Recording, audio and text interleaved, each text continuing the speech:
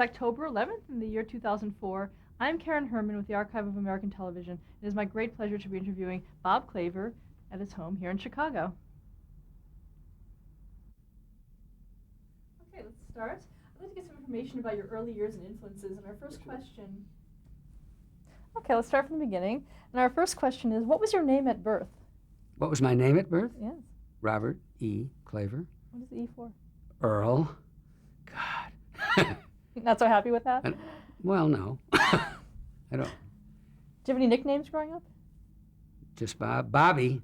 And there are people who call me that in the city today. At 76, Bobby is a silly name, I gotta tell you. Yeah. Yeah. Why did you decide to use Bob Claver as the name for your credits? I don't know, but I did it once, I think by accident, and I got superstitious. And I did the one movie in my life, and they used Robert by mistake. And the movie was terrible, but I probably wasn't the whole reason. But I'm very superstitious about that. When were you born? 1928, May 22nd. Where? Chicago. Is that where you grew up? Yep. What was your father's name? Louis, Louis. What did he do? Well, when they first got married, he was an artist. Now, the kind of artist, if you know what the carnival kind of artist, the fat lady in the circus, those enormous canvases, and he used to paint on what am I thinking? You stand and go down. Anyway, to get the height, and they would slide down. And these were paintings that were maybe, I can't even imagine how big they were. You've seen them in sideshows and all those kind of, and he did a lot of stuff for the World's Fair and all that. But when the Depression hit, and the carnivals and the circuses all went away, and he became a factory foreman. And I had an uncle who had a innerspring factory, and he worked there the rest of his life. So, and he didn't like art. I tried to buy him things when he retired, and he was a very gentle man. He used to get angry when I brought it up. So there was something about all that I don't know. But that's it. Did you ever go with him when he was working? All the time. I love going on Saturdays to do that. Yeah, it was amazing because it was like magic to me. It was blank, and then all this stuff was happening. Incidentally, you can't even read my signature, let alone art. So I have none of that at all. What was your mother's name? Sarah. No H. Did she work? Yes, she was the only lady in the block. She was a switchboard operator and a secretary for that same uncle. We were a mite poor in those days. Did you have any sisters or brothers? No. What did you want to be when you grew up? Did you know? No, I got drafted, and I got into and in college I did shows a little bit, and then I did radio in the Army. But when I got out, television was pretty much starting, and so a lot of it just seemed right to do, and it appealed to me. But I had no plan. I took journalism in college. I was a journalism major. Never worked a day at that. What school did you go to? University of Illinois at Champaign. Did you have any hobbies growing up? What were you interested in as a Sports. Kid? I built airplanes, but terrible ones. You know, they came out sideways, and I just I don't have any hobbies. I love sports, any sport. Do you remember the first time you saw television? Yeah, I remember where. I can't remember the specific show because my aunt upstairs had a TV. And on that TV, one time I watched, this will mean nothing to you, but sports fans will love it, Bobby Thompson's home run that won the pennant, I saw on television live. And that was the first time I thought, this is like a miracle. In my living room, they bring baseball games. I mean, we used to talk about it on the stoop outside because it was radio. In this town, the Cubs and White Sox games were on 6 different stations. And then television. It was wonderful. And still is for sports. Growing up, were you interested in theater at all? No. I'll tell you, when I got high school, I was in the Players. And what we had was you could usher at any theater, and you got any empty seat that was there, and that was the deal for high school dramatics groups. The first play I saw was the Glass Menagerie, which was the original company who opened here. The second play was Othello with Paul Robeson and Jose Ferrer and Uta Hagen. So I thought that's what theater was like. I never in my life have seen 2 plays in a row like that, ever. and I go to the theater 100 times a year now. It was an amazing introduction. What was your first job in television? I worked here for a company called Herbert S. Loftman Company, and I was, I don't know, I suppose kind of a glorified office boy and like that. You know, I bring this script there, go here, go there. I mean, I had a job before that, but that was my first job in television. What was your job before that? What It was a mail room of J. Walter Thompson. did you want to go into advertising at that time? I thought so. I thought I had a friend and he had a nice office and he wore a hat, you know, fedora, and I thought this guy's a big deal, so I thought I'd like to do that. But that I'll tell you a story, and you probably won't use this, but when I got the job at J. Walter, I interviewed and they gave me the job, and the next day I had to fill out my application. And there was a man there, and he called me in and he said, you know, you seem like a very nice young man, and I'll tell you right now, you'll never get out of the mailroom in this agency. So I said, what's that about? And he said, well, because you're Jewish. Now, ultimately, that agency now has had a number of Jewish presidents. But at that time, and I thought that was kind of nice of him to say because I wasn't hankering to be in the mailroom. But anyway, times have changed somewhat for the better. Were there other times in your career that you experienced anti-Semitism? No, because the whole business is Jews. I mean, get angry at you for that. Was, anyway. Going back to the Herbert Loftman Company, Yeah. Do you remember the year that you joined? Oh, boy. It was right after I got out of the Army. I graduated college in somewhere around 1953. That'd be right in the ballpark. And what did you do there? How did you? I don't exactly know why they hired me. But I didn't do exactly all just schlepping around. I was they'd produced a lot of commercials, and they had some kid shows. They had one with a guy named Nick Francis. It was a clown show, Nicky the Clown, clever name. And then there was Mr. Wizard. And I don't know what I was doing. I was only there a month before they sent me to New York to pick up these 2 kid shows. So that's what happened. Talk about that. What were you doing? Why did they send you to New York? What were you supposed to be doing? Well, I was supposed to produce these shows because nobody else wanted to go. Obviously, I had experience of 1 month, not exactly sterling. But it worked out great because one of the people was Bobby Keeshan, and that was Captain Kangaroo, and that's how it all started with us. So it was very good. He needed a job because he had done, what's the one with? Howdy Doody? Yes, thank you. And that was over, and so it was good. It worked out right off the top. He's a wonderful talent for children. You know, he really knows how to do it. You can give him some material, and he used to. It was wonderful. So easy. So as a 1 month producer, how did you do what you did? What did you have to do? It's called chutzpah. I don't know. I just did it because I had to do it. I had no secretaries. I had no helpers. I went to the prop room at ABC and found stuff. And then I wrote ideas off that stuff, so we didn't have to buy anything. We had no money whatsoever, but we had a sponsor. Tip Top Bread was the sponsor. And it was amazing, you know. But remember, that's a long time back when local television, like this town, if you work in local television, you work in news. There's almost nothing else here.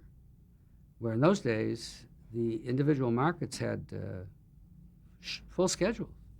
It's good to break in that way. Now, was this show Time for Fun, for Bob Keeshan's first show? Yes. Can you describe the show for someone who's never seen it? Yeah, it was a flat or threefold. It stood like that and had a fountain, stage left, and he could go to the fountain and he could get squirted in the face or the fountain could go off. And the rest of it was just ad-libbing, and we had a bench. And that's pretty much it. And he did that. We did 5 of those. You know, it was only a half hour. But as Bob said, it's only a half hour to you. To me, it's a lifetime sitting out there trying to. But he did well. The whole thing worked out. And then he did another hour show that had nothing to do with.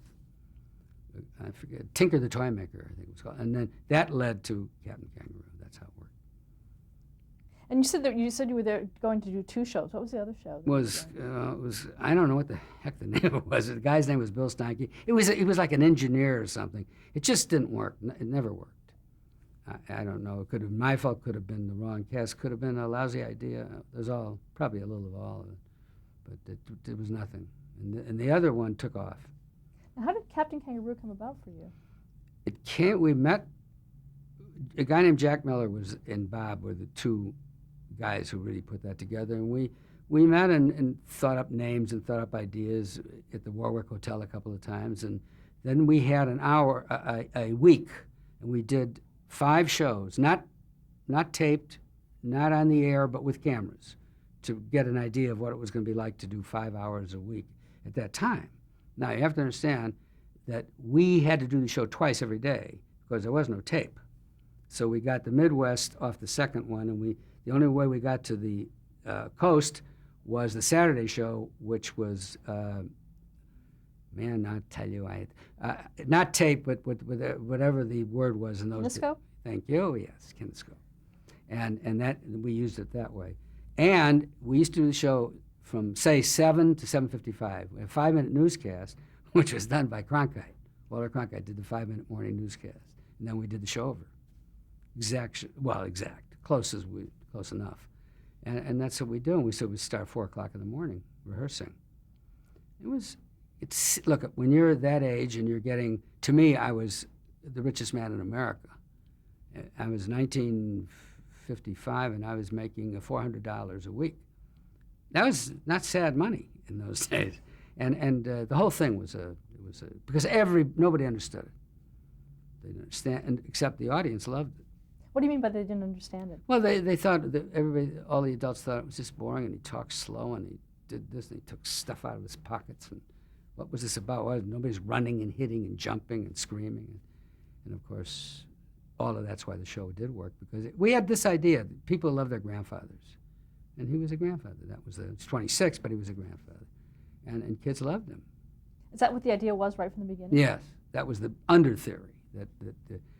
And that's true, because grandfathers are, I go there, I give them money, I make little jokes with them, and I do no discipline. Why wouldn't they like me? I'm manna from heaven. Here comes Grandpa. Get some bucks off him, and it's my pleasure. So there you are. It does work. It's a perfect idea, really. Now, if someone would have turned on that TV that first year, what would they have seen? They'd have seen black and white, and they would have seen Bob in that big old black suit with big pockets.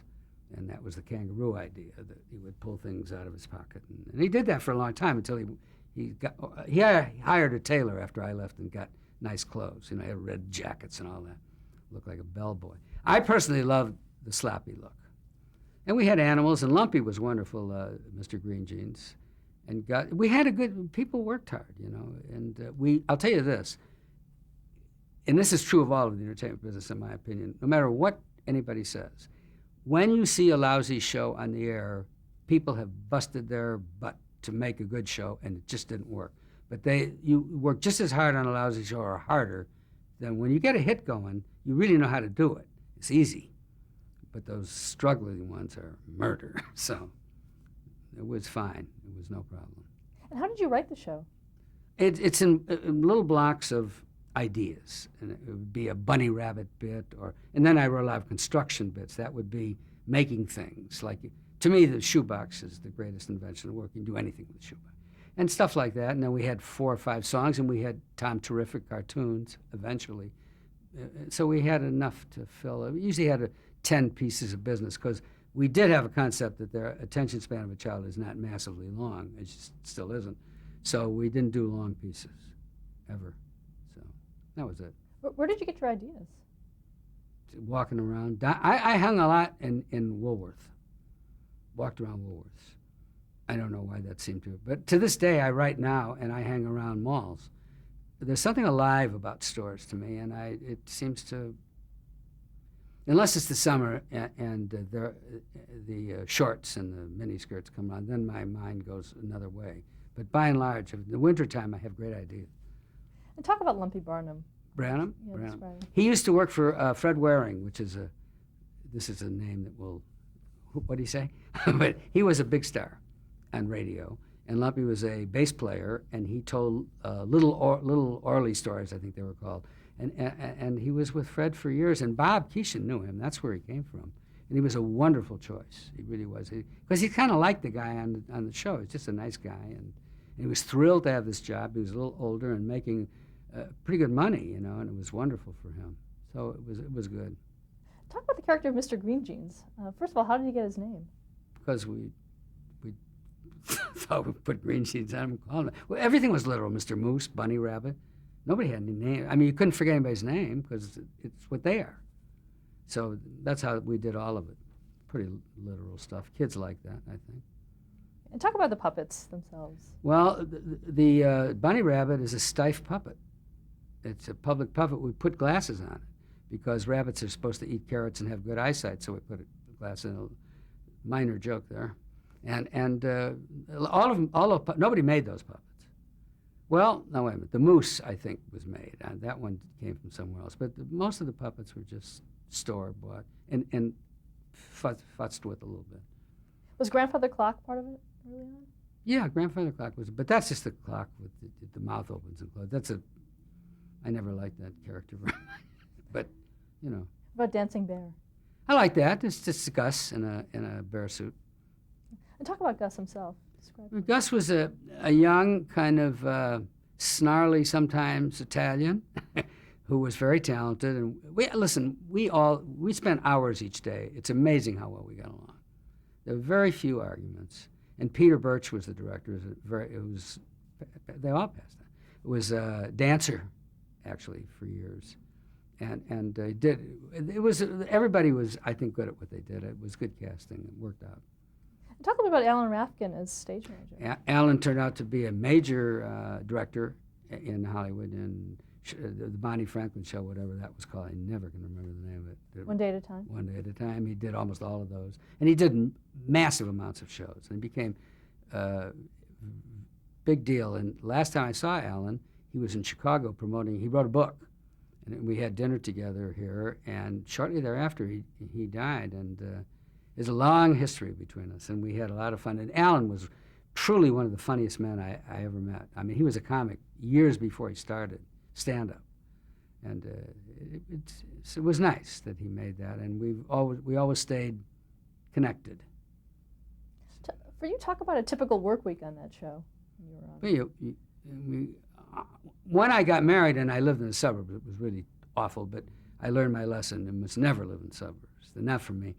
We got to drive in from New Jersey at 3 o'clock in the morning, 3:30 in the morning, and we rehearse.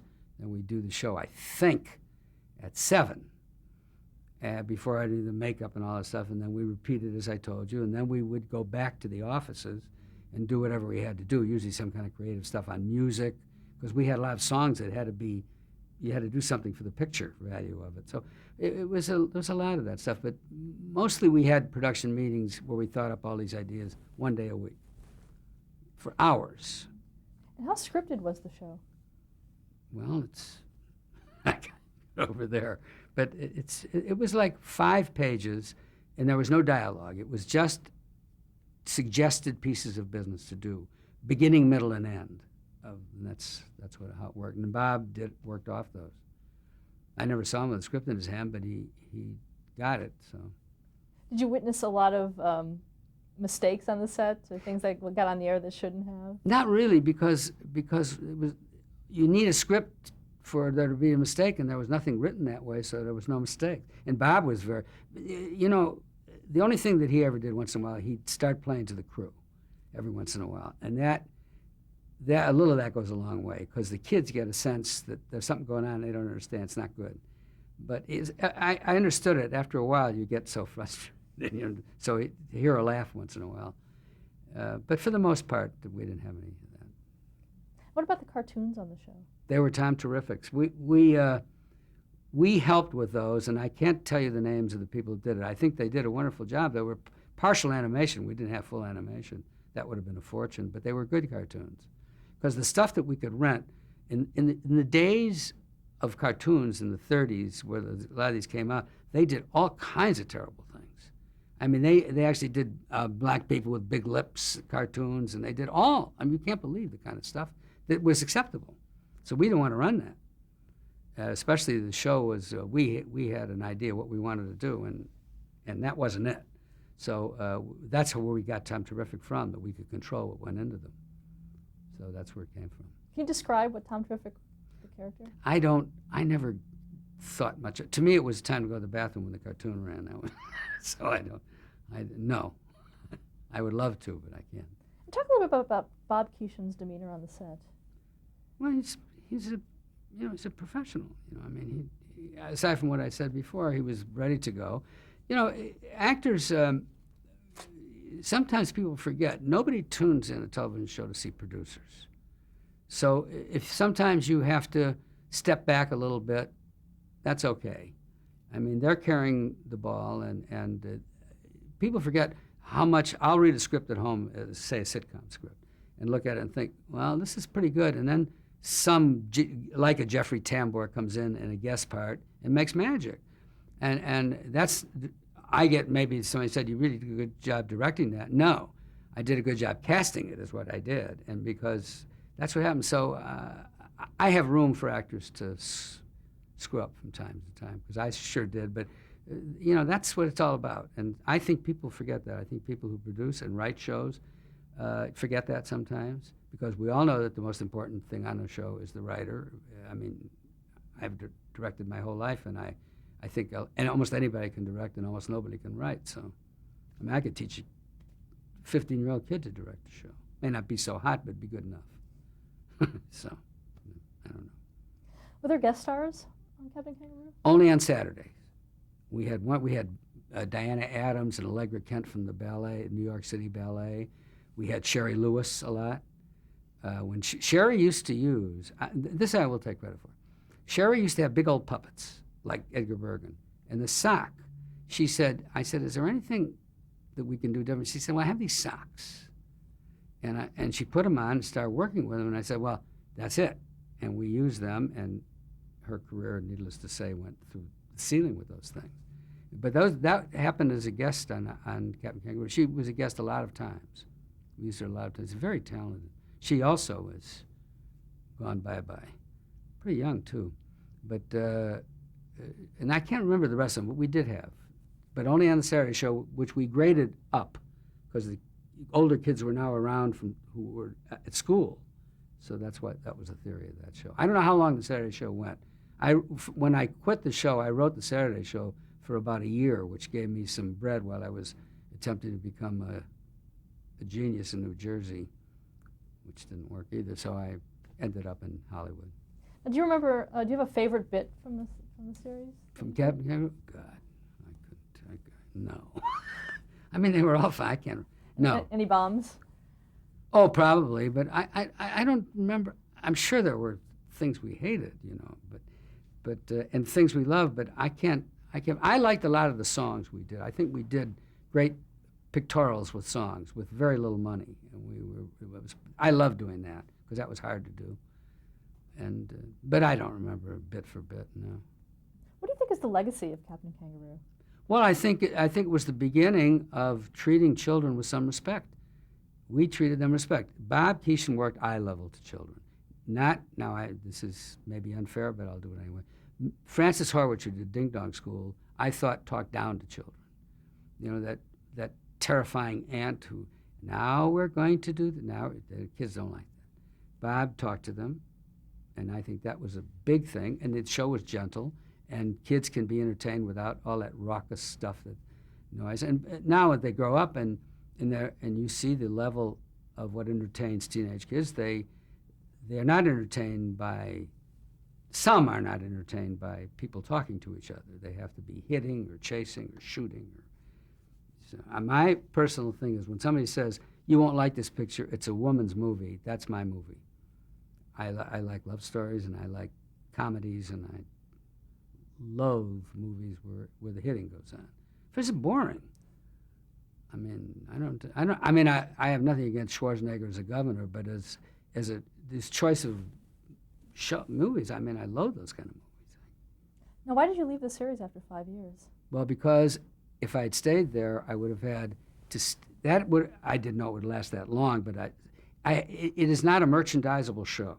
In other words, if you direct Welcome Back, Kotter, then they can think that you could do another kind of show. What other shows like Captain Kangaroo? There is none. So I was 25 or 26 years old. I had hopefully a long career in front of me, and it was unwise to stay there. So that's why I left. What were you planning to do? to do something different. I don't know. I got the summer show, the summer replacement show, so I was feeling pretty good about that. That was the Jimmy Rogers show? Jimmy Rogers, Connie Francis, yeah. And that was for L&M cigarettes. And that was, that was the Eddie Fisher, George Gobel time spot, and we got it for the summer. But nothing happened after that. I mean, it wasn't a thrilling show, and I wasn't really very good either. And so there was a big hole there, and my wife at the time said, I think maybe you should go to Los Angeles and see what you can find, because nothing's happening here.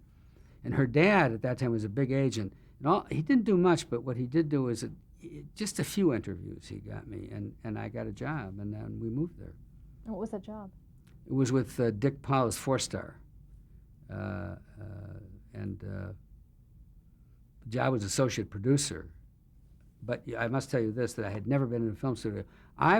They told me to walk around. I did not understand why they kept shooting the same scene over and over again. Had no concept of close-up, master, two-shot, over the shoulder. No, and I kept asking questions, and one guy came up to me and he said, you're the first guy from New York that's ever asked us any questions. Everybody pretended they knew.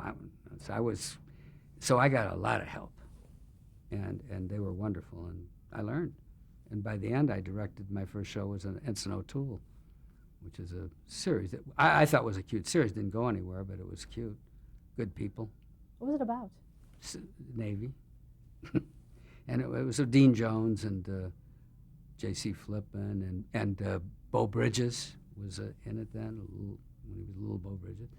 And it was a good show. It was, but, it just went 1 year. And you were directing? I directed just one of them. It was a film show. And I was the associate producer, and my boss, Hy Everbeck, said, I'm going to give you a chance to direct. And so I got, and my first guest star on that was Stubby Kaye, if you remember. And it was a wonderful start, and I love directing. Directing's like being a king. People run around with chairs after you, and they bring you coffee, and they ask if you have a headache or how you feel. It's a great job. What made you decide to go in that direction? I mean, here you were. I watched other people. Well, because it's just it's like okay, there's a coach and there's a quarterback. A director is a quarterback, and the producer is a coach, and I'd much rather be a quarterback. And it's just more fun. I mean, you come to work with actors, and you don't go to meetings so much. They have meetings, you go home. I don't like meetings, and particularly with network people. It's not all of them, of course, but some of them are pointless. At 4-Star Films, did you have to deal a lot with the networks? I didn't, but we had.